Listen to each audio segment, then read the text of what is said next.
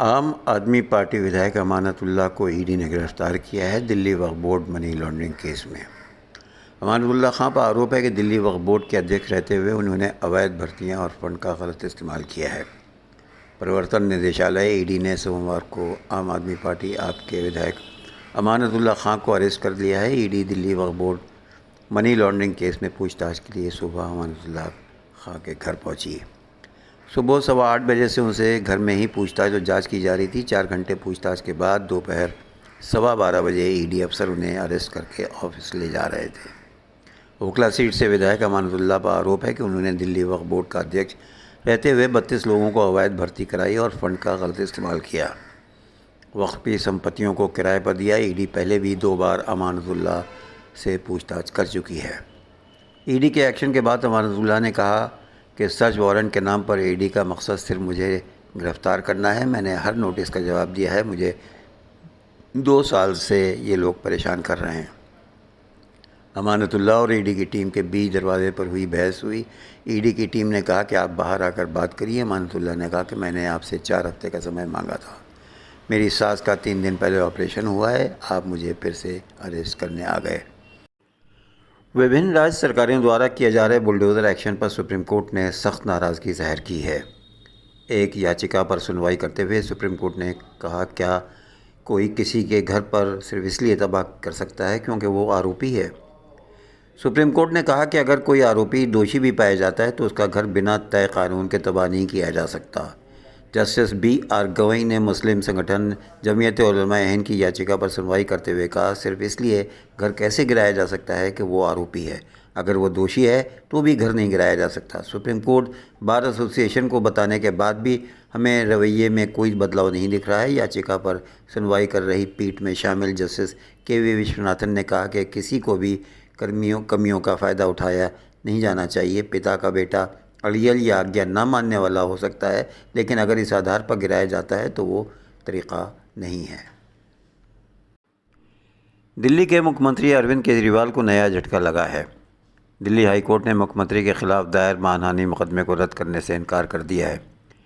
केजरीवाल ने भाजपा नेता राजीव बब्बर की ओर से 2019 में दर्ज कराए गए मुकदमे को रद्द करने की मांग करते हुए हाई कोर्ट में याचिका दायर की थी।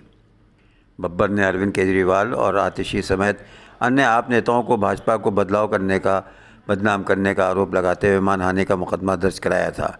उन्होंने केजरीवाल और आतिशी के उस दावे को लेकर ऐसा किया जिसमें आप नेताओं ने भाजपा पर आरोप लगाया था कि पार्टी ने दिल्ली में मतदान सूची में 30 लाख नाम हटा दिए, जिनमें से मुख्य तौर पर बनिया मुस्लिम समुदाय के लोग हैं। बेंगलुरु पुलिस ने कांग्रेस के वरिष्ठ नेताओं राहुल गांधी और सोनिया गांधी के बारे में गलत सूचना प्रसारित करने के आरोप में बांग्लादेशी पत्रकार सलाउद्दीन शोएब चौधरी और एक भारतीय समाचार पोर्टल के एक कर्मचारी के खिलाफ FIR दर्ज की है।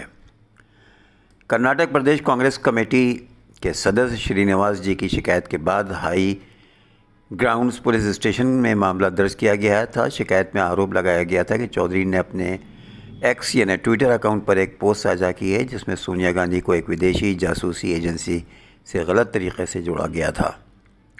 बाद में इस पोस्ट को पोर्टल की एक कर्मचारी अदिति द्वारा समाचार पोर्टल के सोशल मीडिया प्लेटफॉर्म पर साझा किया गया था।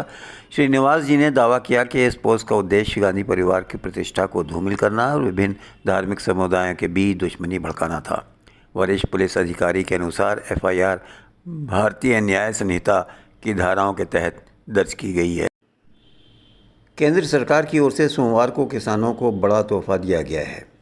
केंद्रीय मंत्रिमंडल ने कृषि क्षेत्र में संबंधित 7 बड़े कार्यक्रमों के लिए करीब 14,000 करोड़ रुपए के खर्च को मंजूरी दी है। इसमें डिजिटल कृषि मिशन और फसल विज्ञान के लिए योजना भी शामिल है। प्रधानमंत्री नरेंद्र मोदी की अध्यक्षता में हुई केंद्रीय मंत्रिमंडल की बैठक में ये फैसला किया गया है।